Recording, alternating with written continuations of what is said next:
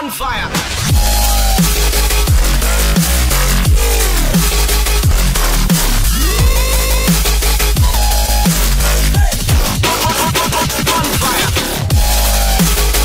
Samozřejmě také pařmenky. V dnešním díle bychom teda šli těžit, bylo by takový jenom krátký infíčko. A pro ty, co mě nepochopili, jsou to informace. A šli bychom teda kopat tamhle marble a bazalt. Začali bychom bazaltem, od každého bychom si nabrali 3 staky, nebo na kolik vystačí krumpář, mám tam ještě jeden, že je docela tím dobrý. Co je blíž, on je blíž marble, tak jdeme nejdřív k marble. Ještě to kostiček víc. Takže info, určitě pamatuju, že jsem z minulého dílu sliboval, že bych vám poradil, jak dát skin do neoriginálního Minecraftu. Asi vás teď hodně zklamu, ale to prostě nejde. Sice můžete, je sice postup, že si stáhnete obrázek, jakoby prostě normální skin, ta stránka je minecraftskins.com, stáhnete si skin, můžete se upravit jak chcete, je tam i skin editor na té stránce, stáhnete si vlastně obrázek, musíte si ho přejmenovat, aby se jmenoval char, dáte si ho na plochu, pak jdete do, to už snad všichni znáte, do appdata, do appdata, do binu, do jak je Minecraft Yard, to otevřete ve WinRAR archivu nebo WinZipu, co používáte, já používám určitě WinRAR archiv. A to teda otevřete, pak jdete do složky mobs a tam je složka char, tu vymažete, to je vlastně Steve. A vložíte tam to, co jste si stáhli a vlastně všichni kolem vás, co nemají skin, vypadají jako ten skin, co jste si stáhli a vám se zdá, že vypadá taky se skinem, ale ve skutečnosti u vás nikdo skin jiný nevidí, takže jako je to opravdu zbytečný. A ještě je druhá metoda, ale to je přes stránky a přes takové programky. Je to vlastně úplně stejné, akorát ten program vám udělá sám, že vám sám přijde do té složky a sám vám to přemění, ale to je si myslím, že je úplně zbytečný. Takže takhle, ne další iron.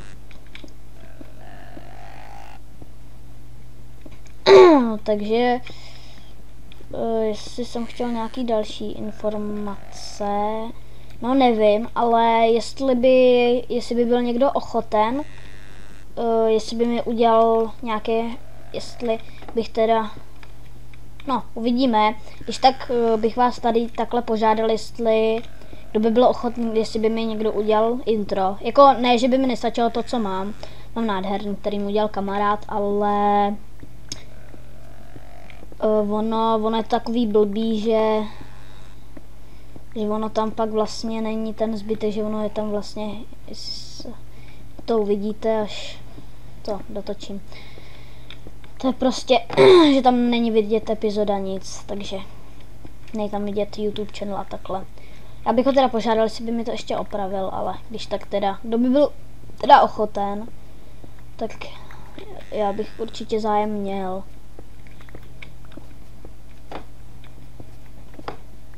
Jak to koukám, tak ten ironový krumpář mi sotva bude stačit na ty 3 staky toho bazaltu. Není dobrý. Nevadí.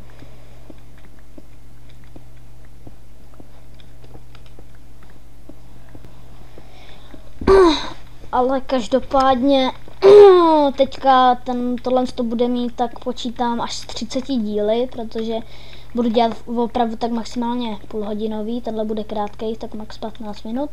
A ten 3. díl, tam bychom si teda položili základy baráčku a vlastně si založili farmu na gumu a pustili se v dalším díle zase nějakého toho základního kraftění. Takže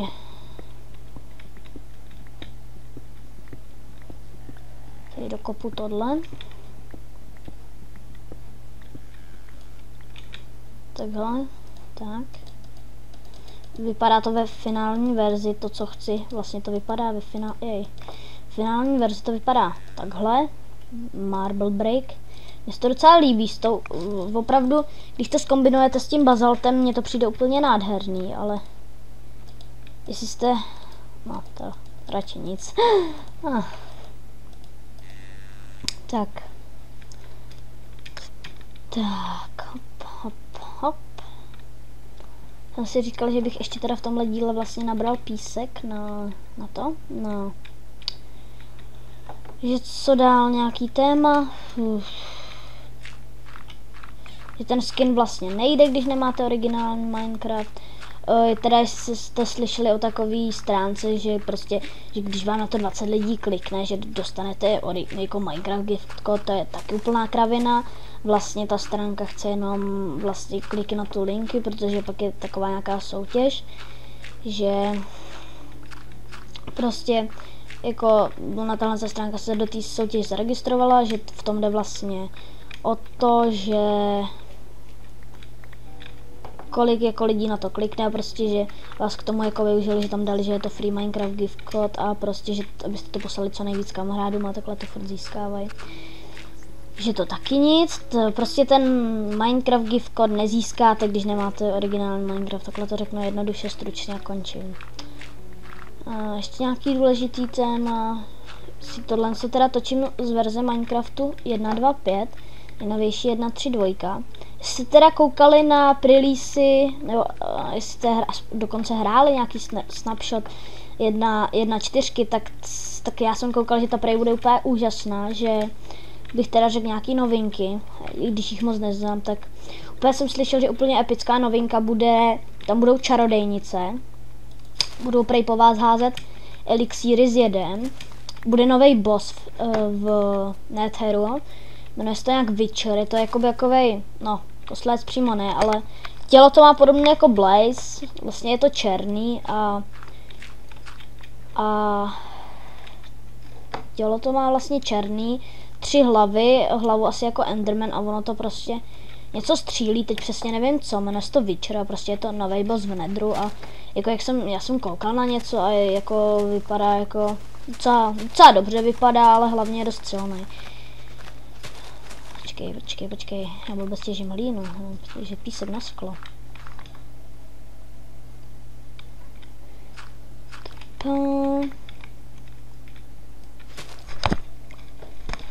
Takže takhle.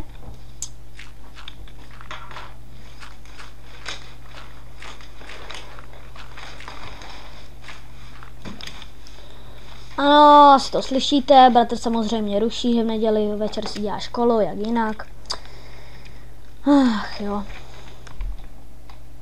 Bože. Musím střihnout, protože ta otravnost bratra je úplně šílená. Takže já jsem zpět a otravnost bratra jsem dokázal překonat.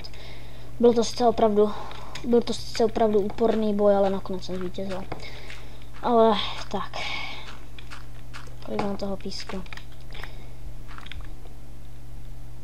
To udělám prostě do té doby, dokud se mi nezdělá lopatka.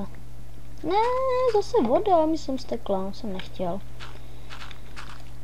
Vlastně 3 staky a já nevím, jestli budu dělat. To nevadí. A takže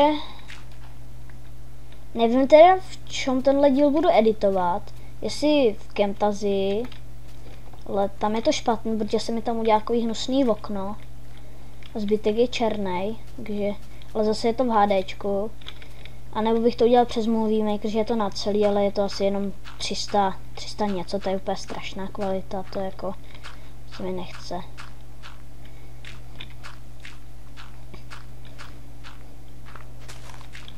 A jestli jako asi většina let's playerů má za videem nějaké titulky jako díky za shlédnutí a takhle. Já to vždycky budu říkat, protože ty závěrečné titulky už se mi nechtějí dělat, takže to radši budu říkat. Zabere to méně času a nemusím furt za video dávat nějaký titulky, takže to budu dělat takhle. Tak. Sakra. Tak. Pro ty, které by to zajímalo, točím s Frapsem 3.2.2, mám pocit, je to plná verze. Určitě dám do popisku videa, kdo bude chtít. Budu to editovat teda buď v tom Movie Makeru nebo v té Camtasia, ale u té Camtasia teda musím přijít na to, jak to editovat tak, aby tam nebylo to odporné okno. To se musím pokusit. No dobrý, takže kolik mám písku? Takhle, no, tak já zase dodělám na 300 toho písku. No, jaký nejbližší písek, tak třeba tam. Hop. Ach jo. Jo, vlastně, škoda. Asi, jestli budu točit další sérii, nejspíš to bude Jogbox, krokodýl, fuj. Radši ho nechám. Teď jsem tu procent písek. To není dobrý. Časem bych udělal plně automatický farmy, protože teda vím, jak se dělá, je to všechno z forestry modu, je to na motory. To mi přišlo, když jsem to teda jako tak zkoušel v kreativu, mi to přišlo úplně jako úžasný mod.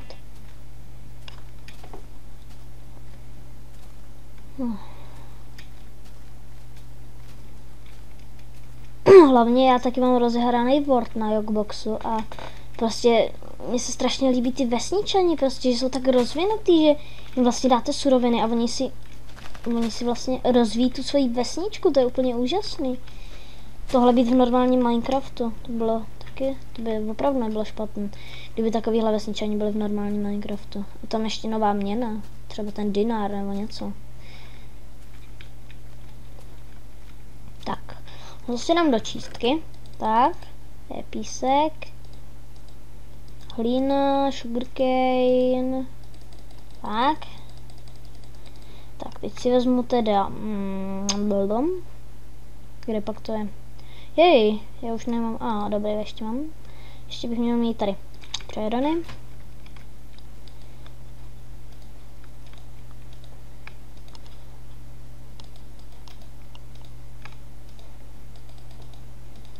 Já jsem chtěla hrát s texture packem, ale nebudu, protože jako byste někdo nemohl poznat, co je to za blok a byste furt nechtěl vysvětlovat, co je tohle za blok a tamhle to za blok a tak dále a tak dále.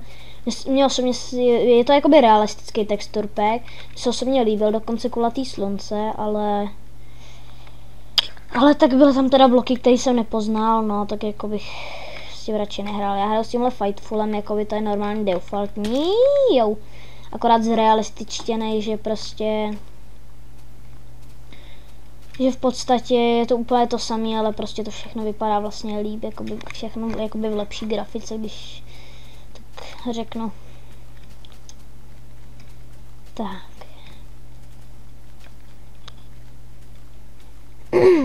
Já doufám, jsem něco zapomněl, něco jsem na to chtěla říct.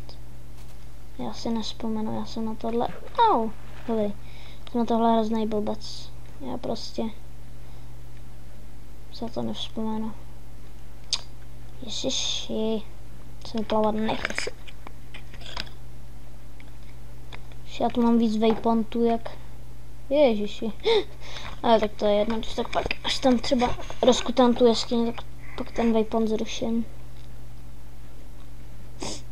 Počkej, on by to měl být Optifine.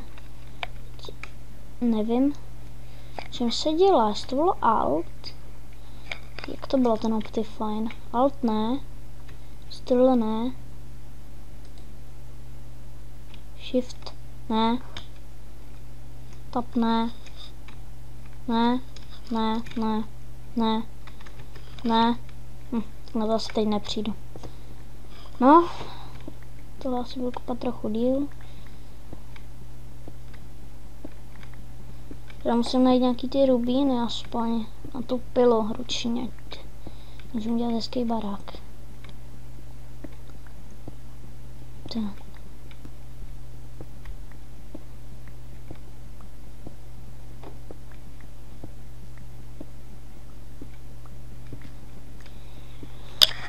Já nevím, co bych vám řekl. Něco zajímavého? Asi ne.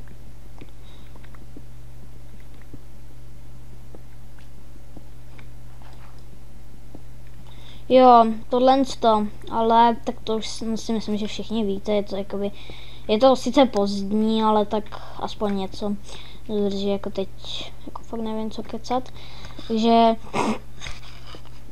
Už jste určitě všichni slyšeli o tom Skype videu, pro ty, co ne, je to ve formátu, že vám někdo napíše zprávu na Skypeu,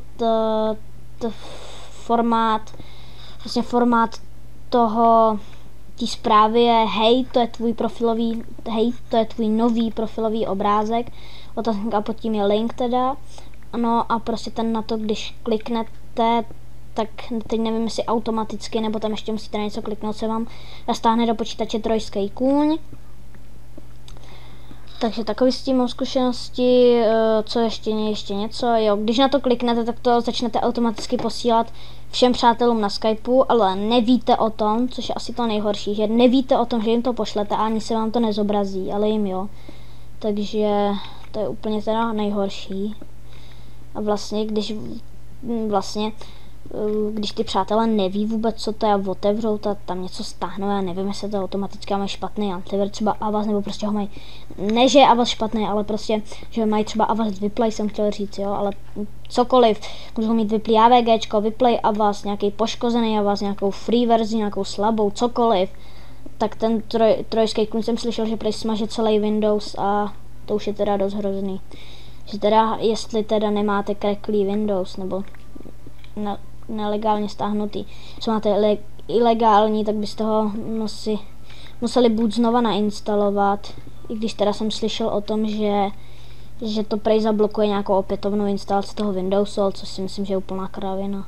Když nevím teda, jak to funguje, ale tohle snad ne, protože asi úplná blbost, aby to blokovalo opětovnou instalaci CD, protože by to asi software nezablokovalo. Vlastně když to smaží Windows, tak už to nemůže víc blokovat, ne?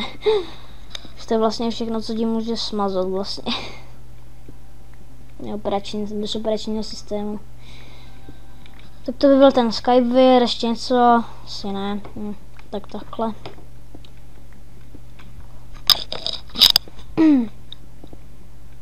Teda ještě, jestli... teď nevím, myslím si, že je to v tomhle modu, že tady se dá redstone rozvádět po stěně. Nebo ne redstone, ale jsou to jakoby takový kablíky, které vlastně fungují úplně na stejném principu jako redstone, takže což si myslím, že taky není vůbec špatný. A to bych taky chtěl vlastně v příští verzi Minecraftu, aby se třeba dal redstone rozvádět po stropě, po zdech, jako prostě nějaký vylepšení redstoneu, vylepšení všeho okolo redstoneu, repeaterů a tak dále. Třeba na větší zpoždění, třeba na nastavitelné zpoždění, že v tomhle módu je vlastně repeater, že tam můžete nastavit na kolik sekund je to zpoždění. Nevím, jak se to jmenuje, ale myslím, že je to Carpenter, ale ne, to je blbost. No, to je úplná blbost, protože to je tohle. Se teď nechce hledat, takže teď ukazovat nebudu. Tak. Se vypravím zpátky k baráku. A v tomhle díle bych se s vámi asi rozloučil. V tomhle díle bych se teda s vámi asi rozloučil, protože zatím mimo v off screenu bych si vypálil písek, připravil materiály.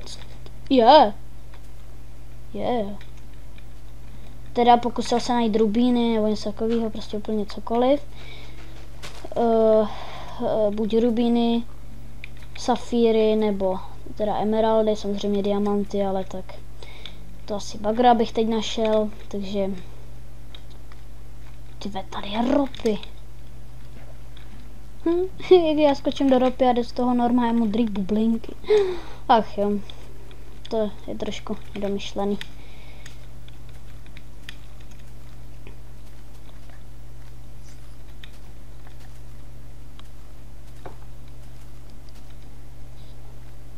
To je asi tak nedomyšlený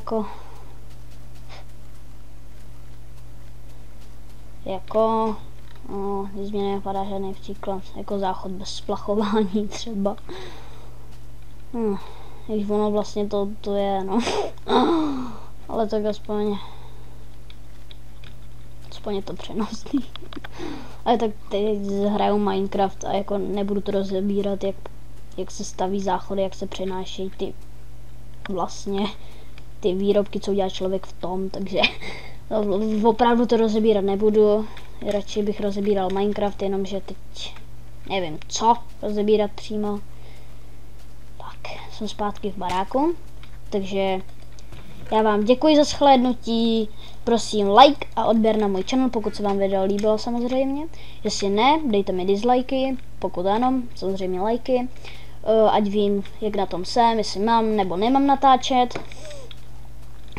Jestli budu mít nějaký odběratele plus lajky, budu opravdu rád a točil bych další videa, točil bych, co budete chtít a tím bych se s vámi asi tak rozloušil. Takže opět zakončím pozdravem, kterým jsem začínal. Zdar pařmeni a pařmenky!